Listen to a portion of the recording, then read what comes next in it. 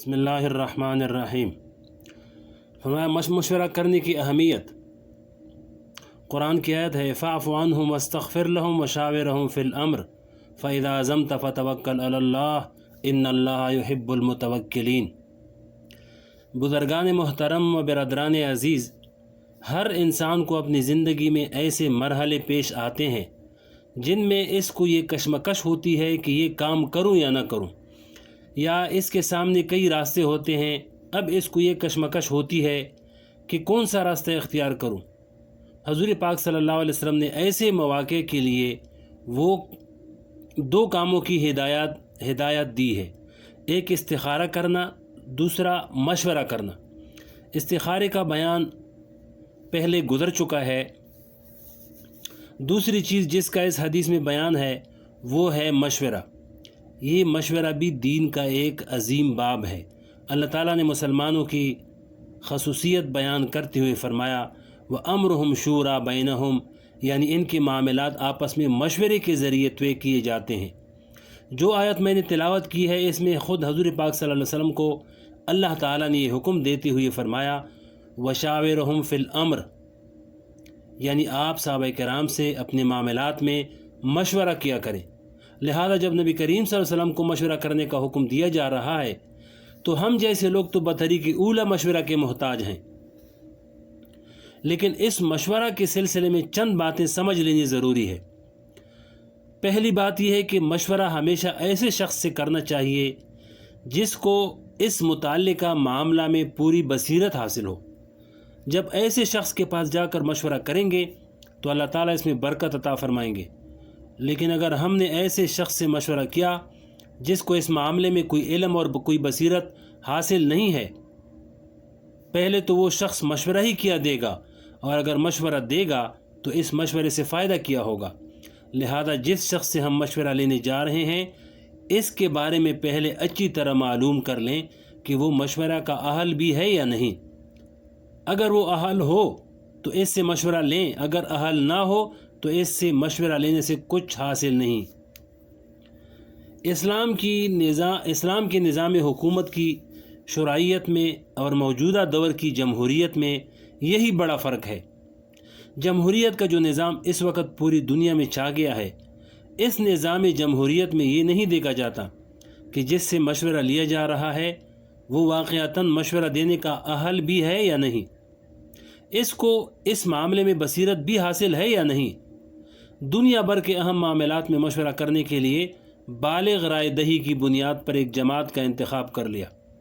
इस इंतखाब के नतीजे में एक से एक दुनिया परस्त मक्कार अयार शख्स वोट हासिल करने के लिए खड़ा हो गया, और फिर बालिग़ राय दही की बुनियाद पर इंतखाबात शुरू हुए। अब हर एक से ये पूछा जा रहा है कि तुम्हारे नज़दीक ये आदमी ठीक है या नहीं।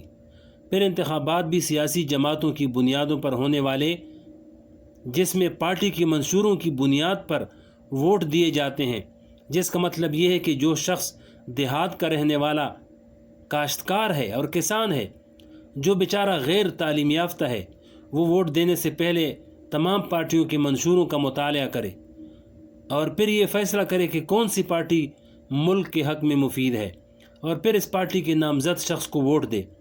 फिर आम तौर पर शरीफ आदमी जिसमें इन कामों को अंजाम देने की अहलियत हो, इसको तो इस मैदान में उतरते हुए भी गिन आती है कि गंदे तालाब में कहाँ उतरूं। बहरहाल इंतखाबात के नतीजे में जो लोग असेंबली में पहुँचे,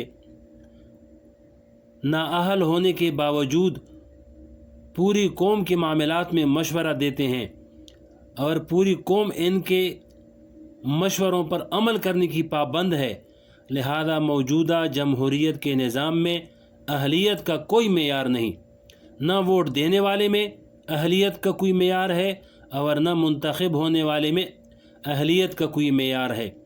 बस इतना मेयार है कि इसकी उम्र 18 साल या 21 साल हो और इसका नाम वोटर लिस्ट के अंदर दर्ज हो, बस ये अहलियत है। अब ये देखना कि वो तालीम याफ्ता है या नहीं, कौम के मामलात को समझने की बसीरत रखता है या नहीं, इसका कोई मेयार नहीं। इसका नतीजा ये है कि अंगूठा चाप लोग मुंतखब होकर असेंबली में पहुंच जाते हैं। اسلام میں شرعیت ضرور ہے، لیکن مجلس شورا کے لیے معیار اہلیت ہے۔ مجلس شورا کے لیے معیار اہلیت ہے، یعنی ایسے شخص سے مشورہ کرو جو اس کام کی اہلیت رکھتا ہے اور اس کی بصیرت رکھتا ہے۔ اسلام کی شرعیت اور موجودہ مغربی جمہوریت میں یہی بڑا فرق ہے۔ جمہوریت میں اکثریت کی بنیاد پر فیصلے ہوتے ہیں، جبکہ قرآن کریم کا ارشاد ہے وَإِن تُطِعْ أَكْثَرَ مَنْ فِي الْأَرْضِ يُضِلُّوكَ عَنْ سَبِيلِ اللَّهِ، اگر آپ زمین کے رہنے والوں میں سے اکثر کی اتباع کرو گے تو وہ اللہ کے راستے سے تم کو گمراہ کر دیں گے۔ لہذا جب کسی کے پاس مشورہ کے لیے جاؤ تو پہلے یہ دیکھو کہ اس شخص کو اس معاملے میں بصیرت حاصل ہے یا نہیں۔ مثلا بعض لوگ مجھ سے مشورہ کرتے ہیں کہ فلاں بیماری میں مبتلا ہوں، آپ مجھے مشورہ دیجئے کہ کس طرح اس کا علاج کراؤں اور کس سے کراؤں۔ اب میں بیماری کو اور اس کے علاج کو کیا جانوں؟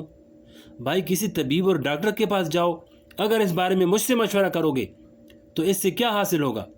جو شخص وہ کام جانتا نہ ہو تو وہ اس کے بارے میں کیا مشورہ دے گا؟ یاد رکھو، مشورہ ہمیشہ اس شخص سے لو جو اس کام کا اہل ہو۔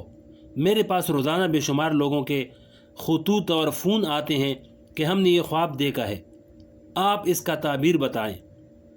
حالانکہ مجھے ساری عمر خواب کی تعبیر سے مناسبت نہیں ہوئی۔ لوگ میرے پاس آتے ہیں کہ فلاں کام کے لیے تعویذ دے دیجئے، اور مجھے تعویذ بنانا نہیں آتا۔ بھائی جس آدمی کے پاس اس کام کی اہلیت نہ ہو، اس کے پاس اس کام کے لیے کیوں جاتے ہو؟ ہر شخص سے وہ کام لو جس کام کی اہلیت اللہ تعالیٰ نے اس کو دی ہے۔ آگے اور بھی تفصیل ہے کہ دین کے معاملات میں علماء سے مشورہ کریں، انشاءاللہ اگلے ویڈیو میں سنائیں گے۔